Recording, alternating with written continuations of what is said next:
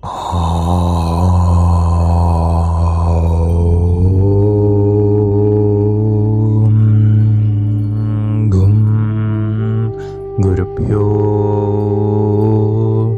നമഃ. ഏവർക്കും പ്രണാമം. നമുക്ക് ശ്രീ വാൽമീകി രാമായണം കഴിഞ്ഞ ദിവസത്തിൻ്റെ ബാക്കി ഭാഗത്തിലേക്ക് തന്നെ മടങ്ങാം. പവനാത്മജൻ്റെ ചിന്ത വേറൊരു വഴിക്ക് തിരിഞ്ഞു. എൻ്റെ രൂപം വളരെ ചെറുത്, പ്രത്യേകിച്ചും വാനരൻ. മനുഷ്യഭാഷയായ സംസ്കൃതത്തിൽ സംഭാഷണം നടത്തിയാലോ? ബ്രാഹ്മണനെ പോലെ സംസ്കൃത ഭാഷയിൽ സംസാരിച്ചു തുടങ്ങിയാൽ ദേവി എന്നെ തെറ്റിദ്ധരിക്കും രാവണനാണെന്ന്. അതുകൊണ്ട് മനുഷ്യഭാഷയിൽ അർത്ഥവത്തായ വാക്കുകൾ പറഞ്ഞ് ദേവിയെ കേൾപ്പിക്കണം. സംപൂജിയായ ദേവിയെ സമാധാനിപ്പിക്കുക തന്നെ വേണം. എങ്ങനെയെങ്കിലും ഇക്കാര്യം സാധിക്കാതെ പോകാൻ പാടില്ല. ഉഗ്രരാക്ഷസന്മാരാൽ ആദ്യം തന്നെ ഭയപ്പെടുത്തി കഴിഞ്ഞ ദേവി എൻ്റെ ഈ രൂപവും അത്തരത്തിലുള്ള വാക്കുകളും കേൾക്കുമ്പോൾ അത്യധികം ഭയപ്പെടും. അതിധീരയാണെങ്കിലും പെട്ടെന്ന് ഉറക്കെ കരഞ്ഞേക്കും. ഇഷ്ടാനുസരണം രൂപമെടുക്കുവാൻ കഴിവുള്ള രാവണനാണ് ഞാനെന്ന് വിചാരിച്ചേക്കും. സ്വാമിനിയുടെ കരച്ചിൽ കേട്ടാൽ ഈ ഭയങ്കരികളെല്ലാം ഓടി വന്ന് സംഘം ചേരും. ഉഗ്രങ്ങളായ ആയുധങ്ങളേന്തി അന്തകതുല്യം എന്നെ സമീപിക്കും. വികൃത മുഖികളും രൂപികളുമായ ഇവർ എൻ്റെ ചുറ്റും നിന്ന് സൂക്ഷിച്ചു നോക്കി മനസ്സിലാക്കി കൊല്ലാനോ പിടിക്കാനോ ശ്രമിക്കും. അത്രയ്ക്കും ശക്തിയുണ്ട് ഇവർക്ക്. വലിയ വൃക്ഷങ്ങളുടെ കൊമ്പുകളിലേക്ക് ചാടിക്കേറി ഓടുന്ന എന്നെ കണ്ടാൽ ഈ ഘോരരൂപികൾ പലതും ശങ്കിക്കും. രൂപമൊന്ന് വലുതാക്കിയാലോ? ഈ വനത്തിൽ വലിയൊരു രൂപം നിശങ്കം ഓടിച്ചാടുന്നത് കണ്ടാൽ കർണകഠോരങ്ങളായ വികൃത ശബ്ദങ്ങളെ ഇവർ പുറപ്പെടുവിക്കും. നഗരപരിപാലനത്തിന് രാവണൻ നടത്തിയിരിക്കുന്ന ഘോര രാക്ഷസന്മാരെ ഇവർ വിളിച്ചു വരുത്തുകയും ചെയ്യും. ശൂലം, ശരം, ഖഡ്ഗം മുതലായ നിശുനായുധങ്ങൾ എടുത്തുകൊണ്ട് അവർ വന്നുചേരും. വലിയ ലഹളയുണ്ടാകും. ഉദ്ദിഷ്ടകാര്യസിദ്ധി ലഭിക്കാത്ത എൻ്റെ ഹൃദയം പരിഭ്രമിച്ചെന്നും വരും.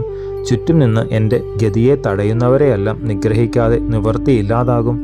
അതിഭയങ്കരമായൊരു പോർ നടത്തി ക്ഷീണിച്ച എനിക്ക് മറുകരയിലേക്ക് ചാടാൻ വയ്യാതായാലോ? അമിത ബലവാന്മാരായും യുദ്ധവിദഗ്ധന്മാരുമായുള്ള അനേകം അരക്കന്മാർ ഒന്നിച്ചു ചേർന്ന് എന്നെ പിടിച്ചുകൂടുന്നുമില്ല. എന്നാൽ ദേവിയെ കാര്യമൊന്നും അറിയിപ്പാനും സാധിക്കില്ല. ഞാൻ അസുര സൈന്യങ്ങളുടെ അധീനത്തിലുമാകും. ഏതൊരുവനെയും ചിത്രവധം ചെയ്യുന്നതിൽ സന്തോഷമുള്ളവരാണ് രാക്ഷസന്മാർ. ഇതിനെല്ലാം കാരണക്കാരി ജനക മഹാരാജപുത്രിയാണെന്ന് നിശ്ചയിച്ച് ഹനിച്ചെന്നും വരും. അപ്പോൾ ദേവിയെ പ്രാപിക്കുക എന്ന വൻ കാര്യം രാജാ സുഗ്രീവനോ സാമിക്കോ സാധിക്കുകയില്ല. എല്ലാം നശിക്കും. അതിരഹസ്യമായൊരു സങ്കേതമാണ് ഇവിടം. സാധാരണക്കാർക്ക് ഒരിക്കലും വരാൻ തരമില്ലാതെ സമുദ്രമധ്യത്തിലുള്ള ലങ്കയിലാണ് ദേവി ഇരിക്കുന്നത്. രാക്ഷസന്മാർ എന്നെ പിടിക്കുകയോ വധിക്കുകയോ ചെയ്താൽ ദേവിയെ സഹായിക്കുവാൻ അന്യസഹായം സ്വാമിക്ക് ഉണ്ടാകാനും വഴിയില്ല.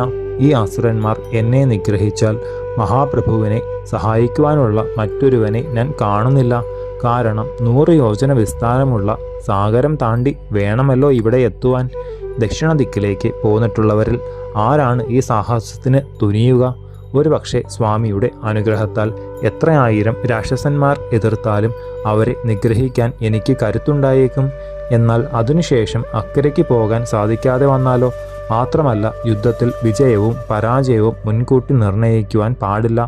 അറിവോ ആലോചനയോ ഉള്ളവൻ സംശയിക്കത്തക്ക ഫലസാധ്യമുള്ള കാര്യത്തിന് ഒരുങ്ങുകയില്ല. അങ്ങനെ പുറപ്പെടുന്നവൻ അജ്ഞനാണ്, സംശയമില്ല.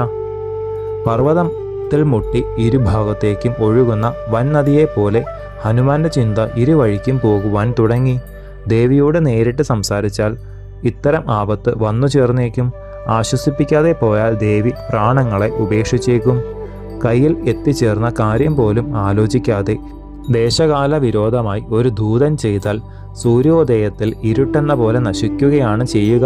കാര്യാകാര്യങ്ങളുടെ ഇടയിൽപ്പെടുന്ന ബുദ്ധിക്ക് വേണ്ട തീർപ്പു കൽപ്പിക്കുവാൻ ശക്തിയുണ്ടെങ്കിലും സാമർഥ്യമില്ലാതെ വരുന്നത് സാധാരണമാണ്. അറിവുണ്ടെന്ന് അഭിമാനിക്കുന്നവൻ പലപ്പോഴും കാര്യങ്ങളെ കെടുക്കും. അതിനാൽ എൻ്റെ തീരുമാനം ഏത് വിധം ആയാലാണ് ശുഭമാവുക എന്ന് തീർച്ചപ്പെടുത്തുവാൻ ഈശ്വര സഹായം തന്നെ വേണം. ഏതു വിധത്തിലായാൽ ഉദ്ദിഷ്ടകാര്യം നശിക്കാതിരിക്കും, എനിക്ക് അപമാനം സംഭവിക്കാതിരിക്കും, സാഗരം തരണം ചെയ്തത് വെറുതെയാകാതിരിക്കും. എങ്ങനെയായാൽ എൻ്റെ വാക്കുകൾ ദേവി കേൾക്കും, മനസ്സിന് പരിഭ്രമം ഉണ്ടാകാതിരിക്കും. ഇങ്ങനെ പൂർവാപരങ്ങളായ മാർഗങ്ങളിൽ കൂടി തിരിച്ചും മറിച്ചും ചിന്തിച്ച ഹനുമാൻ അവസാനം ഒരു തീർപ്പിലെത്തി. ഏതൊരു മഹാകാര്യവും നിഷ്പ്രയാസം ചെയ്യുവാൻ കരുത്തുള്ളവനും ദേവിയുടെ പ്രാണനാഥനുമായ സ്വാമിയെക്കുറിച്ച് കീർത്തനം ചെയ്യാം. ഭർത്താവിൽ ഉറപ്പിച്ച ജീവനോടുകൂടിയ സ്വാമിനിയെ എൻ്റെ പ്രവൃത്തി ഉപദ്രവിക്കുകയില്ല. മനസ്സ് പതറില്ല. ദേവസ്തുതിയിൽ ആദരം ഉണ്ടാക്കുക കൂടി ചെയ്യും. ഇക്ഷ്വാകു വംശത്തിൽ അതിശ്രേഷ്ഠനും ആത്മാരാമനുമായ സ്വാമി പറഞ്ഞു തന്നിട്ടുള്ള ശുഭങ്ങളും ധർമ്മയുക്തങ്ങളുമായ വാക്കുകളെ ദേവിക്ക് ഉപഹാരങ്ങളായി ആദ്യം സമർപ്പിക്കാം.